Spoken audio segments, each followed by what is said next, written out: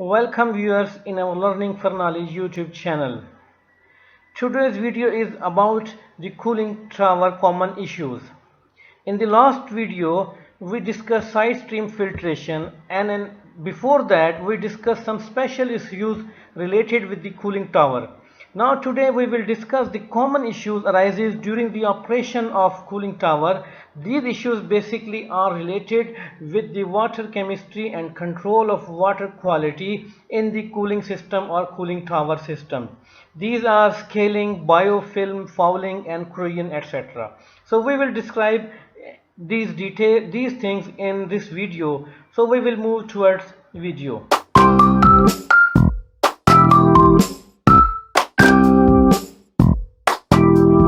So cooling tower common issues are now described in this video. What is cooling tower? As we already described in our previous videos, that cooling tower performance is highly dependent on the efficiency of contact between the hot water from heat exchanger condenser and the cool air which is being pulled or blown through the tower. That is the air present outside the tower as it comes in contact with the hot water which is coming from the process systems or from heat exchanger. Then how much these water and air mix together, this will determine actually cooling tower efficiency. There are some problems during the operation of the cooling tower occurs in the water. Basically, these common cooling water issues are described, not the other mechanical aspects of this cooling tower are discussed here. So, common cooling water issues, the problems in cooling tower system will occur due to variation of environmental factors such as an increase of solids in the makeup water, lack of control of cooling system parameters such as cycles of concentration. That is, if we are not taken into the consideration the role of cycle of concentration, that is how much concentration is developing in the cooling tower as it recycle the water, or due to mishandling of treatment program, because we apply some treatment programs to control scaling, biofouling or corrosion control. If there is some problem or mishandling in the application or in the addition of these anti-scalants or anti-corrosion agents, this may lead to the problem in the water of the cooling system. So in cooling tower system, these are some problems which summarized here. Number one is biofilm and fouling.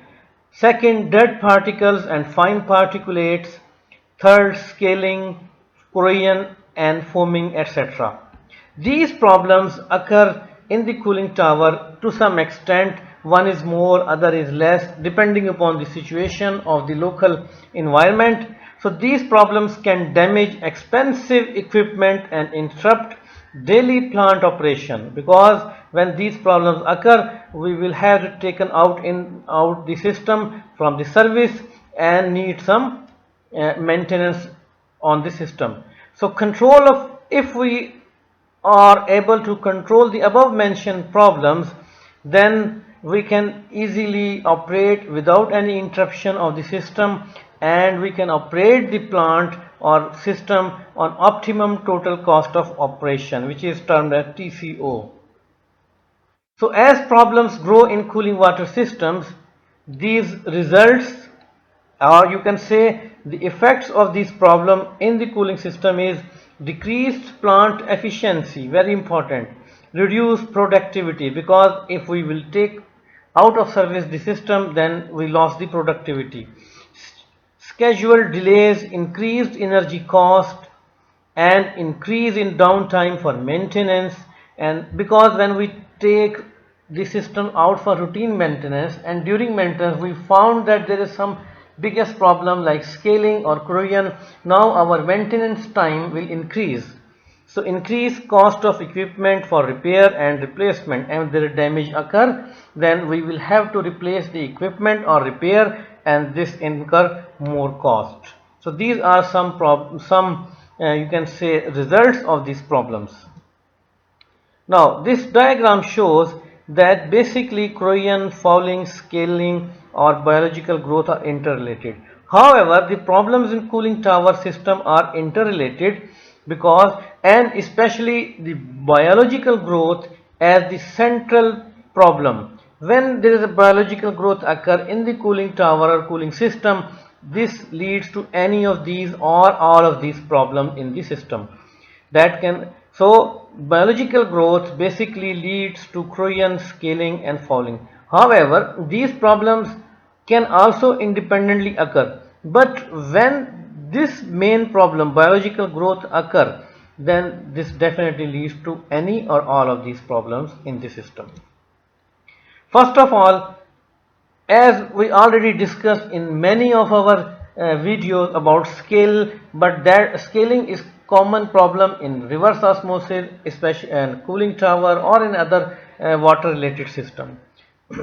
Scale is basically the precipitation of minerals resulting when the concentration of ions in the solution exceeds the mineral solubility. That is, when if we have some salt already present in the water, due to increase in cycle of concentration or evaporation, whatever the reason, the concentration of that salt increases, and ultimately this increase in concentration, the salt will come out from the water and sit on the surfaces of the system. So the salt, which include calcium carbonate and phosphate, magnesium silicate, silica and other mineral compounds. These are already discussed, some of these are already discussed in our previous videos, you can see in that. Scale formation generally needs a temperature gradient but can occur without a temperature differential in some condition. Because now we are talking about the cooling tower or cooling system, so definitely there is a heat gradient, temperature gradient occur some part of the system where the probability of scaling is much more as compared to other parts.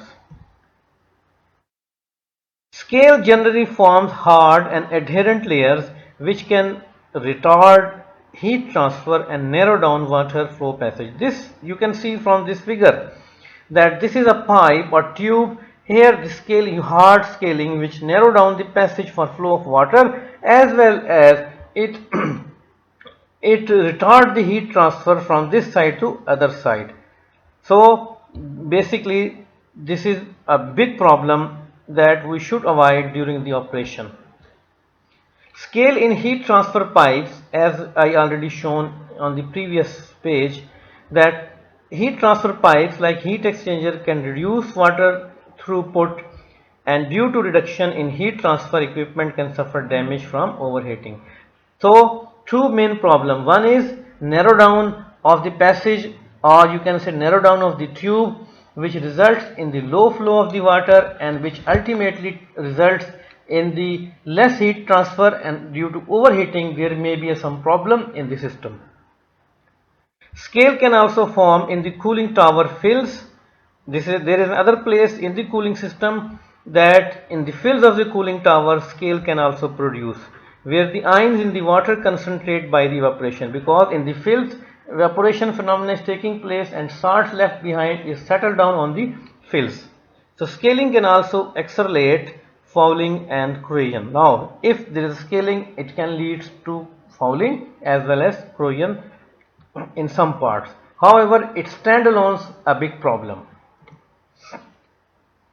Now what are the factors which affect scale formation?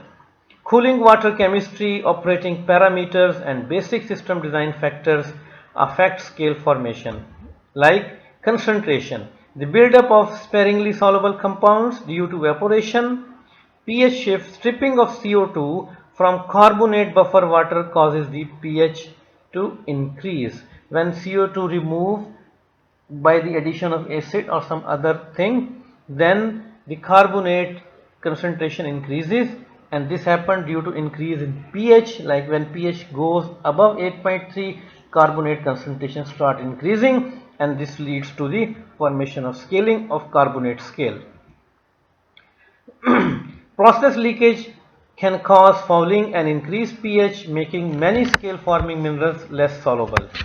Then temperature, the skin temperature of the heat transfer surfaces can significantly affect scale formation of some minerals, because some minerals normally the salts increase their solubility as temperature increases.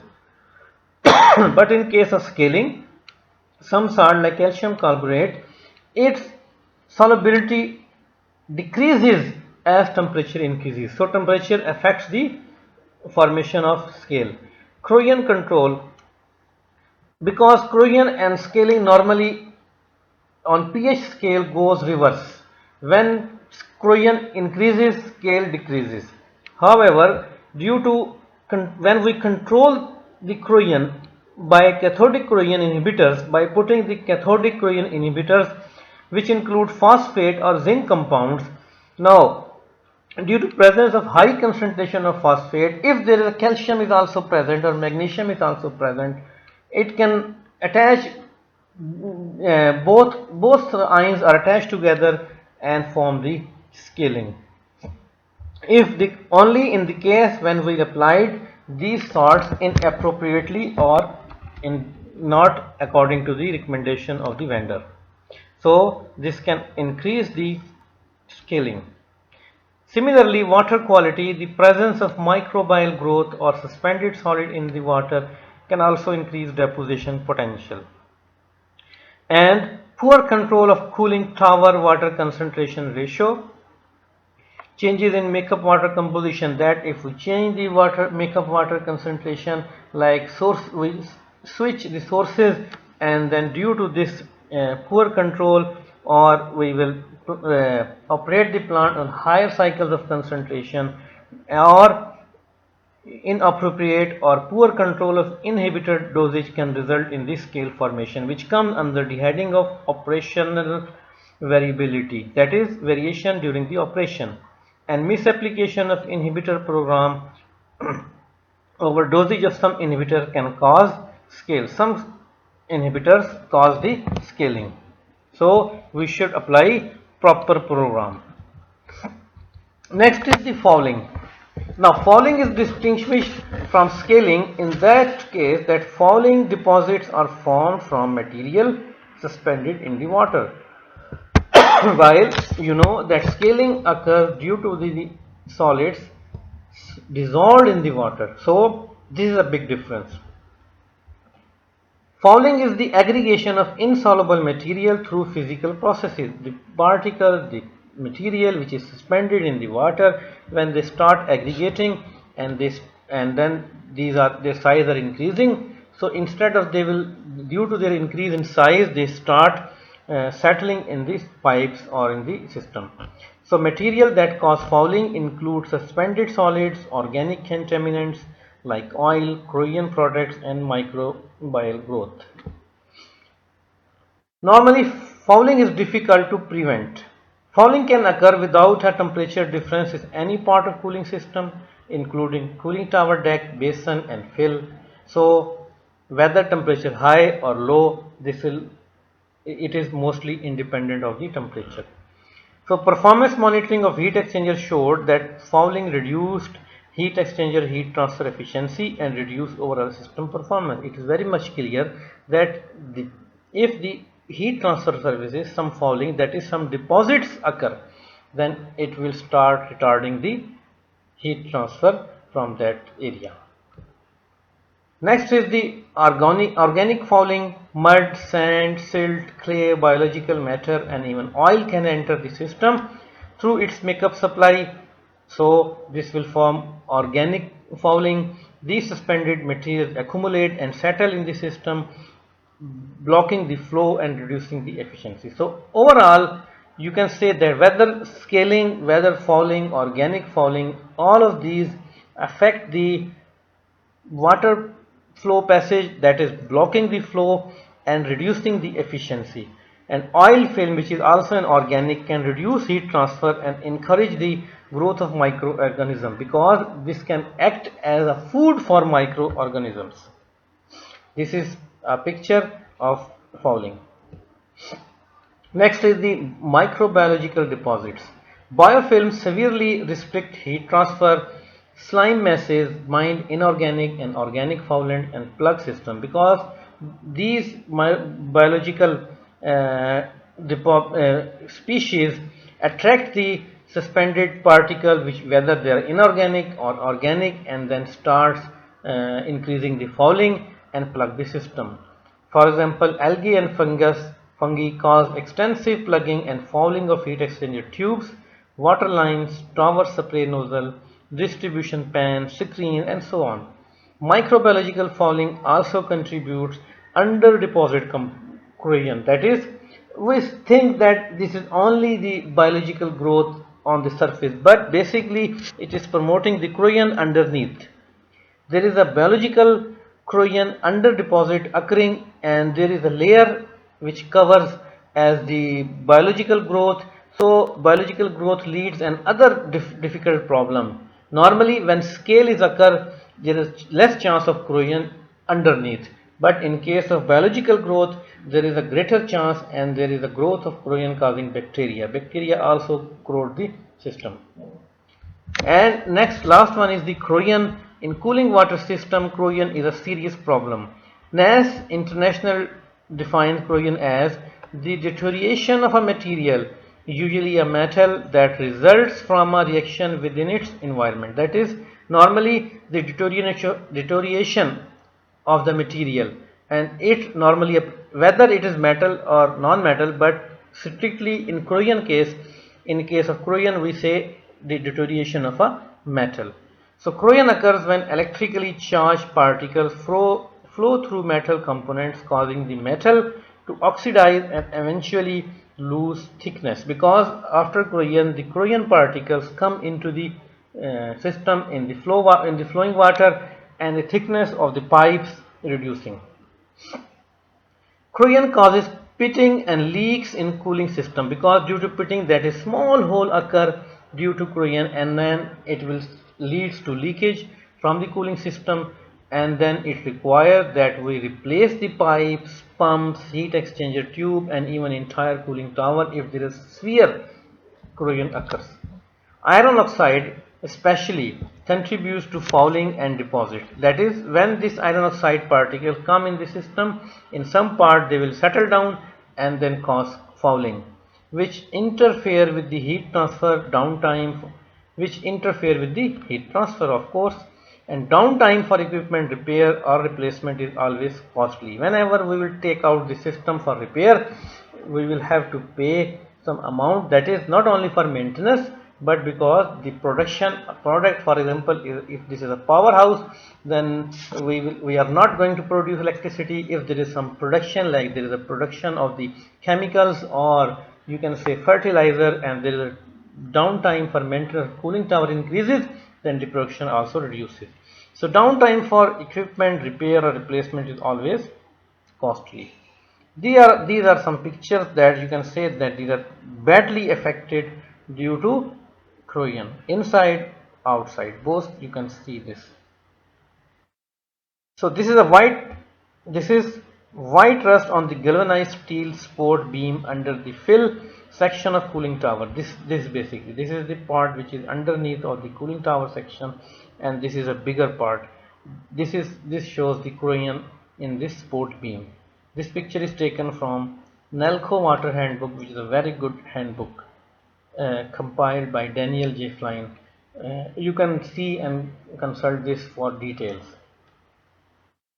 So cooling equipment designed for years of service may fail within months due to corrosion if we do not care of the water chemistry and the parameters required to be controlled. This may lead to a severe problem in this case. Because of corrosion deposit buildup, and equipment will be ruined because of leaks. At the end, corrosion can be controlled. So this is a good news that corrosion can be controlled with proper treatment and automated monitoring and control.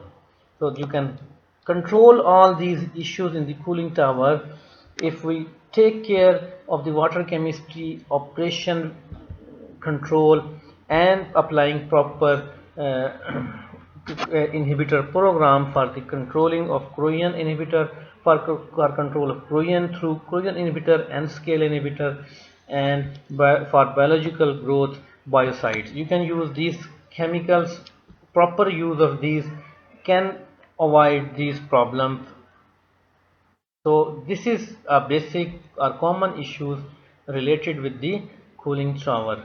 So keep watching our videos. Thank you very much and see you in the next video.